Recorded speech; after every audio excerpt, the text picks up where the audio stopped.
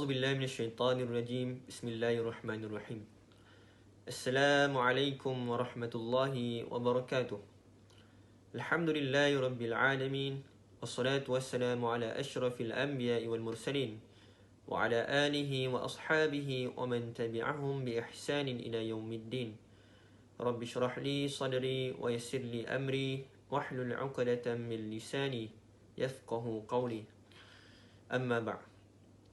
Saya Muhammad Hazwan bin Dani Asman dari kumpulan Alif dalam subjek Nazratul Hukmi akan membentangkan tajuk tugasan kumpulan kami iaitu Usulul Fiqh. InsyaAllah saya akan membentangkan ta'rif Usulul Fiqh. Pertama sekali kita akan berbincang berkenaan ta'rif Usulul Fiqh sebagai satu ungkapan yang terbina daripada dua kalimah iaitu usul dan al-fiqh. Seterusnya pula kita akan berbincang berkenaan ta'rif usulul fiqh sebagai satu istilah khas dalam ilmu syar'i.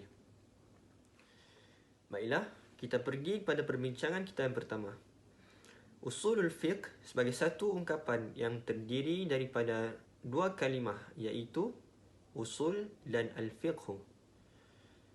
Kalimah usul. Kalimah usul merupakan kalimah jamak kepada kalimah al-aslu. Kalimah usul merupakan kalimah jamak kepada kalimah al-aslu. Dari segi bahasa, kalimah al-aslu membawa maksud ma yanbani alaihi ghairuhu. Ma yanbani alaihi ghairuhu, yang membawa makna sesuatu barang yang terbina di atasnya sesuatu barang yang lain. Sesuatu barang yang terbina di atasnya sesuatu barang yang lain. Baiklah, itu merupakan maksud kalimah al-aslu dari segi bahasa. Dalam bahasa Arab, kalimah al-aslu digunakan untuk beberapa makna. Seperti yang kita semua sedia maklum, satu kalimah dalam bahasa Arab boleh membawa kepada beberapa makna yang lain. Begitu juga dengan kalimah al-aslu. Kalimah al-aslu dalam bahasa Arab datang dengan beberapa makna. Makna yang pertama, al-aslu dengan makna ad-dalil. Al-aslu dengan makna ad-dalil. Contohnya, aslu hadhihi al-mas'alati al-ijma'u. Aslu hadhihi al-mas'alati al-ijma'u. يعني دليل هذه المسألة الإجماع. Dalil bagi permasalahan ini ialah al-ijma'. Okey, itu ialah makna yang pertama. Makna yang kedua, al-aslu dengan makna ar-rajihu. Al-aslu dengan makna ar-rajihu. Contohnya, al-aslu fil kalami al-haqiqatu. الأصل في الكلام الحقيقة، أي الراجح في الكلام الحقيقة. Yang terbaik dalam percakapan itu ialah al-haqiqah, kebenaran. Selain itu, al-aslu juga bermaksud al-qa'idatu. Al-aslu juga bermaksud al-qa'idatu. Contohnya, al-aslu anna al-maf'ula mansubun. Al-aslu أن المفعول منصوب، أي القاعدة أن المفعول منصوب.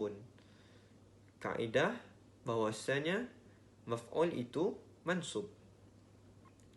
Seterusnya, al-aslu juga bermaksud al-mustashabu. Al-aslu juga membawa maksud al-mustashabu. Contohnya, al-aslu fil asya'i al-ibahatu.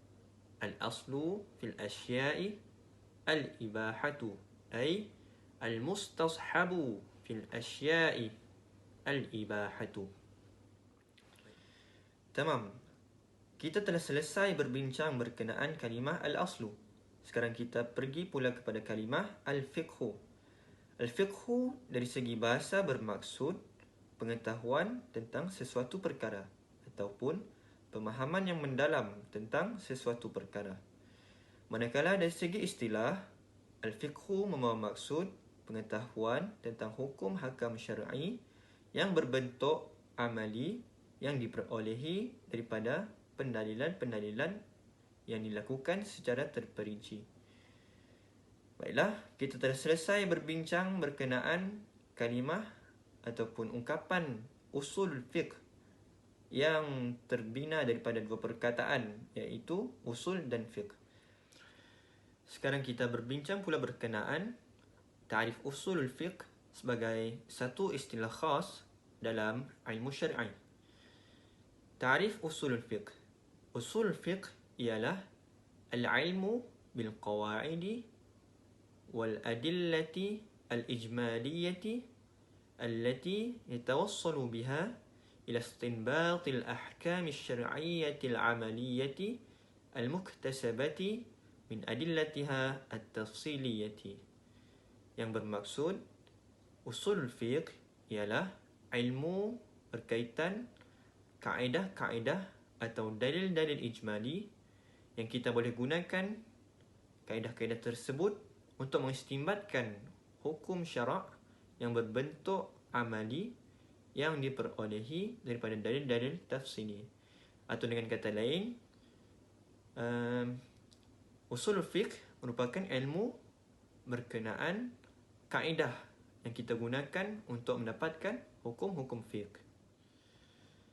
Kaedah-kaedah usul fiqh bersifat umum tetapi mengandungi hukum-hukum yang terperinci.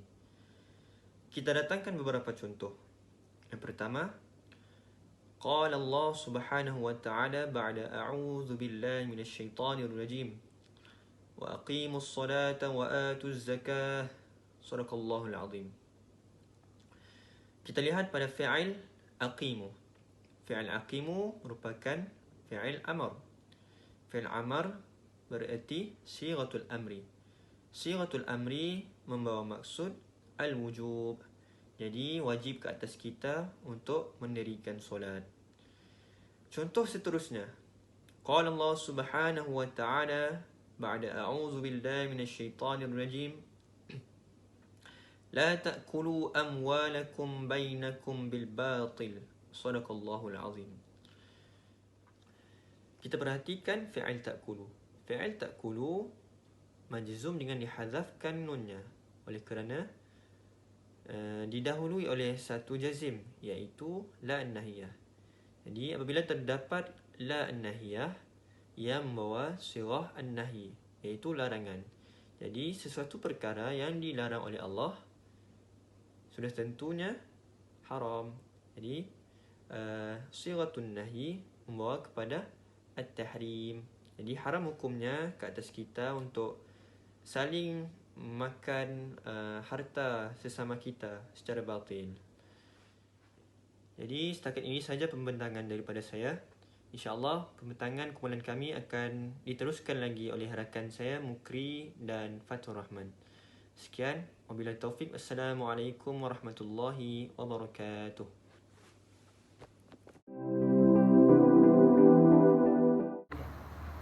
Kau start ya? Permulaan usul fiqh. Usul fiqh wujud sejak adanya fiqh lagi. Akan tetapi penulisan fiqh terlebih dahulu berbanding ilmu usul fiqh. Pada zaman tabi'in pula, para tabi'in mengikut manhaj dan kaedah yang dilakukan oleh para sahabat, iaitu merujuk Alkitab, As-Sunnah dan ijtihad dalam menentukan dalil-dalil hukum. Keperluan untuk menulis ilmu usul fiqh ini bermula pada zaman tabi'in, iaitu selepas zaman tabi'in. Muhammad bin Idris Asy-Syafi'i atau lebih dikenali Imam Syafi'i merupakan ilmuwan pertama yang menulis tentang ilmu usul fiqh ini di dalam kitabnya yang bernama Ar-Risalah. Kaedah penulisan usul fiqh selepas Syafi'i. Terdapat 3 kaedah penulisan usul fiqh, iaitu yang pertama tariqah al-mutakallimin atau al-jumhur atau asy-syafi'iyah. Yang kedua tariqah al-fuqaha, iaitu tariqah al-hanafiyah. Dan yang ketiga adalah tariqah al-mutaakhirin, iaitu al-jam'u baina at-tariqain. Sempat tengok. Tariqah yang pertama, tariqah al-mutakallimin. dalam kurungan Jumhur atau Asy-Syafi'iyah. Tariqah ini menetapkan kaedah usul fiqh yang disokong dan dikuatkan dengan dalil-dalil nas, yakni Al-Quran dan As-Sunnah, dalil-dalil lughawi dan dalil-dalil akli, tanpa merujuk furuk mazhab fiqh. Mereka hanya merujuk dalil. Akan tetapi ada kalanya mereka menggunakan furuk, tetapi penggunaan ini adalah terhad, karena penggunaan ini hanya digunakan untuk penjelasan dan juga contoh, bukan sebagai dalil. Maka bagi tariqah al-mutakallimin ini dapat kita fahami bahawasanya kaedah-kaedah usul fiqh menjadi penentu kepada furu' mazhab. Antara kitab yang dikarang dengan menggunakan tariqah al-mutakallimin adalah yang pertama Al-Burhan, yaitu karangan Imam Haramain Abdul Malik Al-Juwaini. Yang kedua Al-Mustasfa, karangan Imam Abu Hamid Al-Ghazali. Dan yang ketiga adalah Al-Mahsul, karangan Imam Fakhruddin Ar-Razi. Masya Allah, Masya Allah. Tariqah yang kedua yaitu Tariqah Al-Fuqaha, dalam kurungan Tariqah Al-Hanafiyah. Tariqah ini berbeza dengan tariqah yang pertama, yaitu tariqah al-mutakallimin. Tariqah fuqaha menggunakan menetapkan kaedah usul fiqh berdasarkan permasalahan imam mereka dalam furu' fikhi. Permasalahan ini menjadi dalil. Dengan kata lain, mereka merujuk apa yang imam mereka katakan. Ini menjadikan kaedah usul fiqh sama dengan furu' tanpa merujuk atau melihat kepada dalil. Oleh sebab itu, kebanyakan keterangan furu' dan usul fiqh adalah sama. Untuk lebih faham tariqah fuqaha ini, untuk lebih faham pada tariqah fuqaha ini adalah kaedah usul fiqh sama dengan furu', berbanding tariqah yang pertama, yaitu kaedah usul fiqh menjadi penentu kepada furu' fiqh. Antara kitab yang dikarang menggunakan tariqah al-fuqaha ini adalah yang pertama Al-Fusul fi Al-Usul, karangan Abu Bakar Al-Jassas. Yang kedua Taqwim Al-Adillah, karangan Abu Zaid Al-Dabusi. Dan yang ketiga Al-Usul Al-Bazdawi, Kanzul Usul ila Ma'rifatil Usul, karangan Fakhrul Islam Al-Bazdawi. Tariqah yang ketiga yaitu Tariqah Al-Mutaakhirin, dalam kurungan Al-Jam'u Baina Tariqaini. Tariqah ini muncul pada kurun ke-7 Hijrah, yaitu pada zaman taklid. Tariqah ini merupakan tariqah yang baru dalam penulisan ilmu usul fiqh. Tariqah ini untuk kita mudah faham, tariqah ini menggunakan kedua tariqah tadi, yaitu tariqah al-mutakallimin dan tariqah al-fuqaha. Menggabungkan kedua tariqah ini dalam penulisan ilmu usul fiqh. Antara kitab yang dikarang dengan menggunakan tariqah al-mutaakhirin ini adalah yang pertama Al-Jam'ul Jawami' lil Imam, karangan Imam As-Subki Asy-Syafi'i. Dan yang kedua adalah At-Tahrir, karangan Imam Ibnul Hammam Al-Hanafi.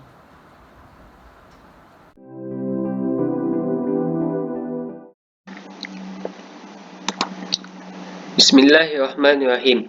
Saya akan menjambung pembentangan kami dengan tajuk Taksimat Hukum Al-Syar'i. Sebelum itu, saya ingin menerangkan tentang rukun nazariyatul hukum, iaitu rukun nazariyah hukum terbahagi kepada 4, iaitu rukun yang pertama ialah al-hukmu, iaitu at-taklifiyah dengan al-wad'iyah, iaitu hukum taklifi dengan hukum wad'i.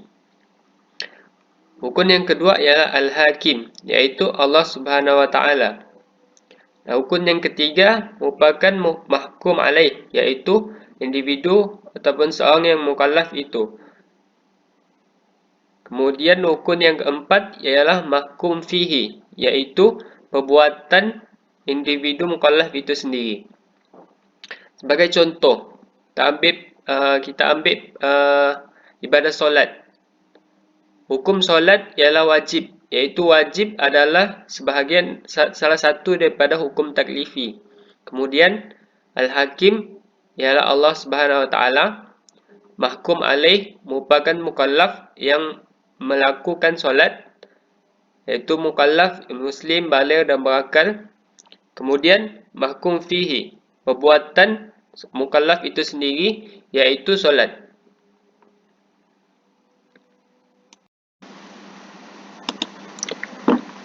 Baik, kita berbalik kepada tajuk iaitu at-taqsimat al-hukum asy-syar'i. Sebelum kita masuk kepada pembahagian al-hukmu, kita tengok dulu maksud hukum itu sendiri. Al-hukmu fil lughah, hukum dari segi bahasa ialah al-man'u. Al-man'u yang bermaksud halangan. Dari segi istilah pula, huwa hitabullah al-muta'alliqu bil af'al al-mukallifin bil iqtida' aw tahyiri aw wad'i. Yang bermaksud khitab Allah ataupun kalam Allah yang ditujukan kepada perbuatan mukallaf, sama ada berbentuk perintah, pilihan ataupun sesuatu ketetapan. Huraian untuk maksud ini ialah khitab Allah. Yang pertama, khitab Allah, iaitu kalam Allah itu sendiri. Kalam Allah kita dapat ketahui dengan dua cara, iaitu yang pertama, bil mubasyarati, iaitu Al-Quran, ataupun bil wasitati, iaitu sunnah nabawiyah. Contohnya sunnah nabawiyah. Kemudian iktida. Iktida ialah kitab Allah, kalam Allah yang berbentuk suruhan ataupun arahan. Sebagai contoh, surah Al-Isra ayat 23. A'udzubillahi minasyaitonir rajim. Wa qada rabbuka alla ta'budu illa iyyahu wa bil walidaini ihsana. Sadaqallahul azim. Yang bermaksud, dan Tuhanmu telah perintahkan supaya engkau tidak menyembah melainkan kepadanya semata-mata, dan hendaklah engkau berbuat baik kepada ibu bapa. Ayat ini menunjukkan perintah ataupun arahan daripada Allah supaya kita tidak menyembah benda lain selain Allah Subhanahu wa taala, dan supaya kita berbuat baik kepada ibu bapa. Kemudian iktidak bagi kepada dua, iaitu arahan untuk melaksanakan ataupun arahan untuk meninggalkan. Kemudian at-tahyiri bermaksud menyamakan di antara melaksanakan sesuatu perkara ataupun meninggalkannya.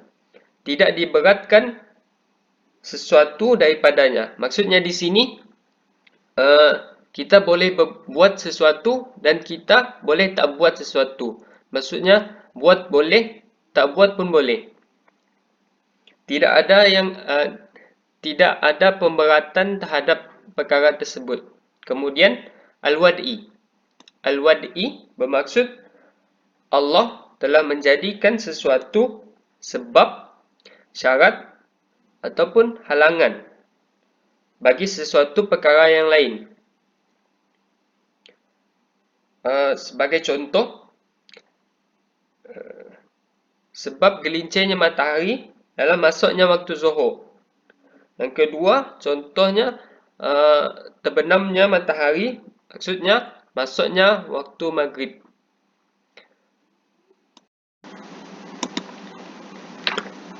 Baik, masuk kepada pembahagian hukum syar'i. Hukum syar'i terbahagi kepada dua, iaitu yang pertama, hukum taklifi. Hukum taklifi sesuatu, maksud sesuatu yang menuntut atau menunjukkan kepada tuntutan dalam melaksanakan sesuatu perbuatan ataupun larangan sesuatu perbuatan. Menuntut pilihan yang kita akan lakukan ataupun tinggalkan sesuatu perbuatan.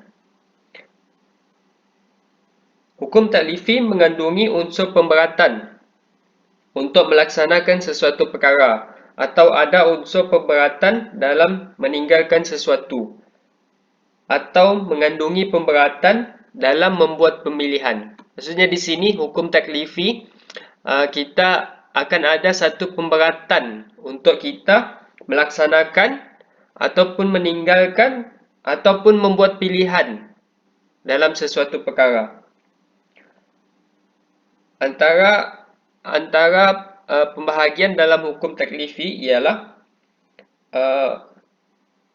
pertama wajib, haram, sunat, makruh dan mubah, harus. Yang pertama wajib. Wajib antara contohnya ialah mendirikan solat. Mendirikan solat adalah wajib. Badan haram contohnya makan bangkai. Perbuatan sunat mustahib ataupun mandub, sunat solat 2 rakaat sebelum solat subuh.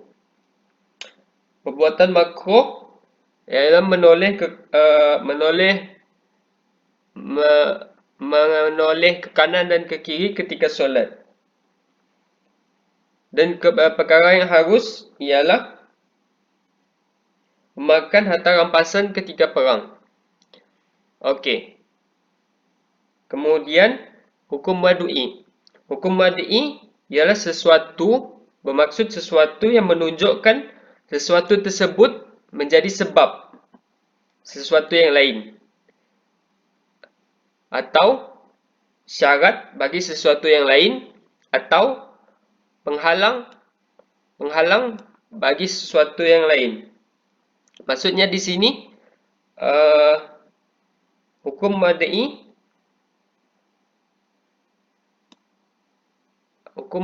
menjadi sebab sesuatu yang lain, menjadi syarat sesuatu yang lain, dan menjadi penghalang sesuatu yang lain. Hukum wad'i dinamakan hukum wad'i kerana ia berhubung dengan dua perkara. Maksudnya sebab dengan musabbab, syarat dengan masyrut, mani' dengan mamnu'.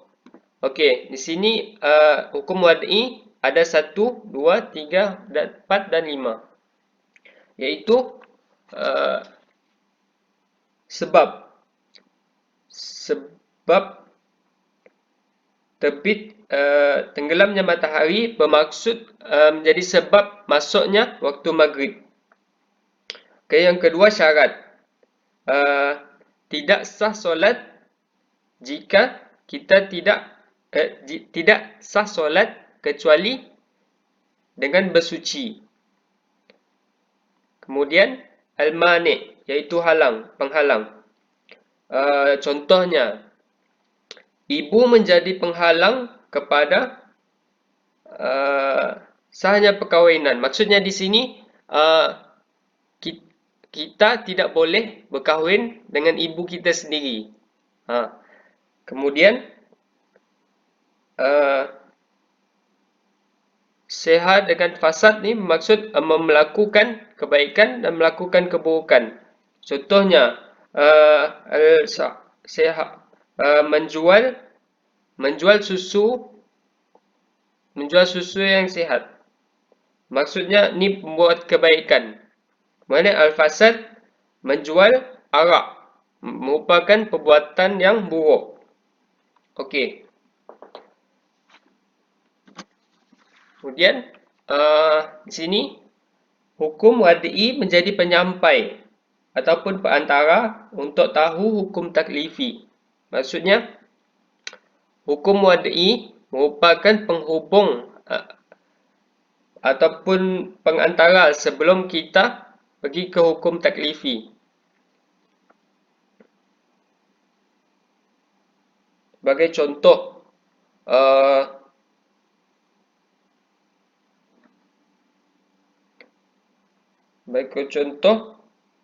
hukum wad'i. Tidak sah solat jika kita tidak bersuci.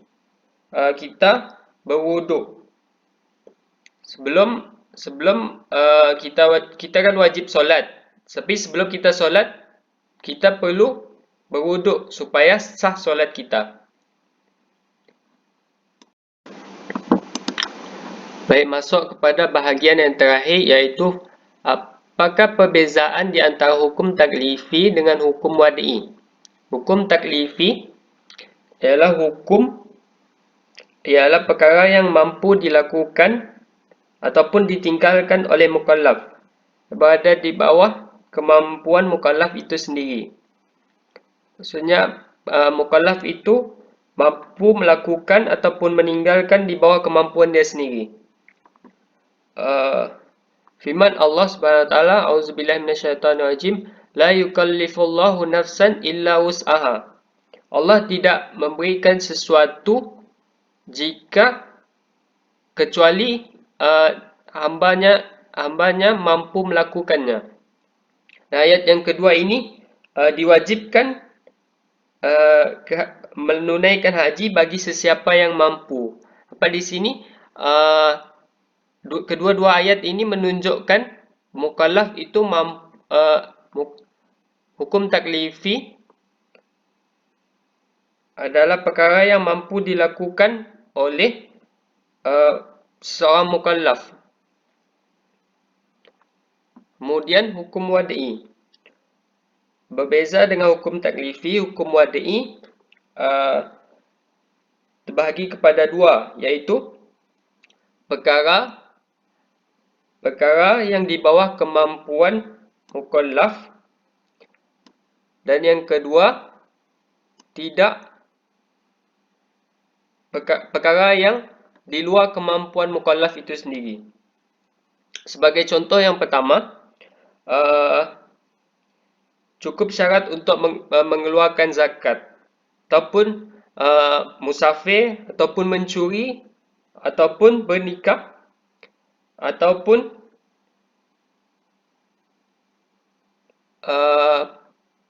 pembunuh adalah dihalang untuk menjadi pewaris.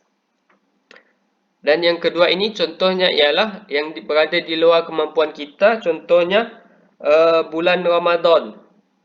Maksudnya waktu solat bulan Ramadan dengan baligh. Semuanya di luar kemampuan kita untuk benda itu berlaku. Okey, sekian sahaja daripada kumpulan kami. Itu sahaja daripada tajuk kami mengenai usulul fiqh. Sekian, wabillahi taufik wal hidayah. Assalamualaikum warahmatullahi wabarakatuh.